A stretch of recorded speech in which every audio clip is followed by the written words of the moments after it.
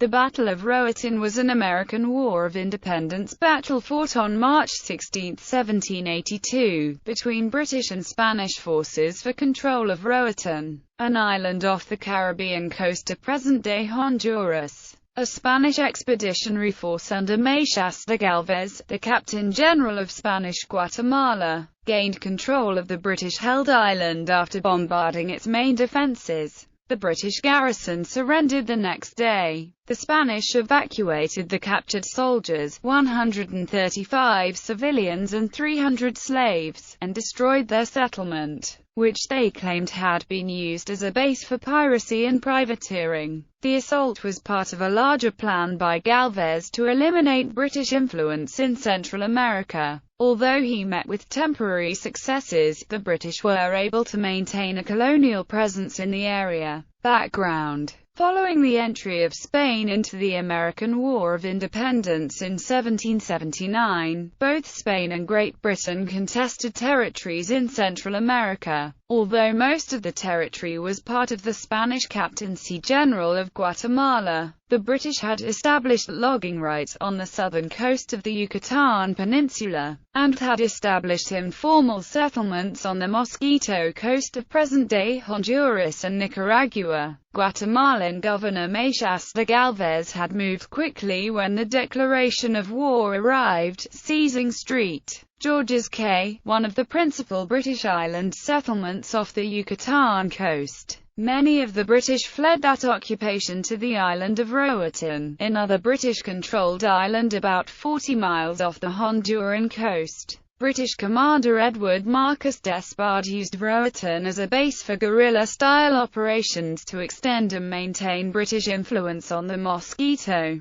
Coast, and for privateering operations against Spanish shipping. Galvez, who had been ordered by King Charles to dislocate the English from their hidden settlements on the Gulf of Honduras, began planning offensive operations against the British mainland settlements as early as 1780. After the British abandoned their failed expedition into Nicaragua, he raised as many as 15,000 militia, and received financial and logistical support from many parts of the Spanish colonial empire in the Americas. For logistical and diplomatic reasons, no operations were launched until after the American victory at Yorktown in October 1781. The British loss opened the possibility that the British would be able to deploy troops to Central America to better defend the area. Galvez's plans called for assaults on the British presence in the Bay Islands, followed by a sweep along the coast to eliminate the British from the mainland.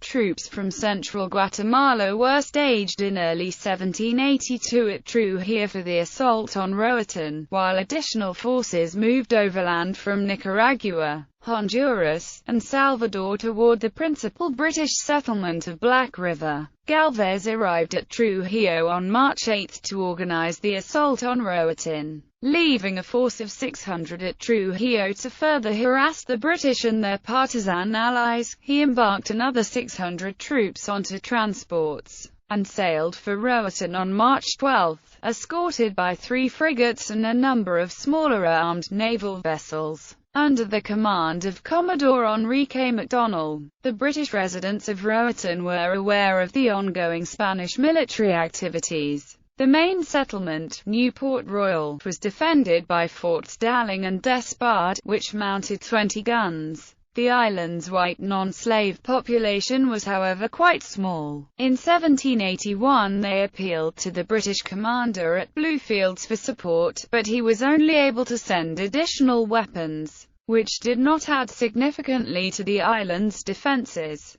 Battle. The Spanish fleet arrived off Roatán early on March 13, and, after its defenders fired several ineffectual cannon shots, anchored out of range while Galvez sent a party in to request the surrender of the island's defenders. The defenders asked for 6 hours to consider their options, which Galvez granted. After that time had elapsed, the defenders indicated that they were prepared to stand their ground, and refused to surrender. Immediate attack was not possible due to high winds and rough seas, so Galvez then held council, and a plan of attack was formulated. At about 10:15 a.m. on March 16, Spanish guns opened up against Forts Darling and Despard, which guarded the mouth of New Port Royal's harbour. By 1 p.m. the British guns there had been silenced, and Major General Gabriel Herbias began landing troops. After the two forts were secured, the Spanish warships entered the harbour and began raking the town with cannon fire, while British artillery fired back from positions in the hills above the town. This exchange continued until sunset, at which point the British defenders capitulated.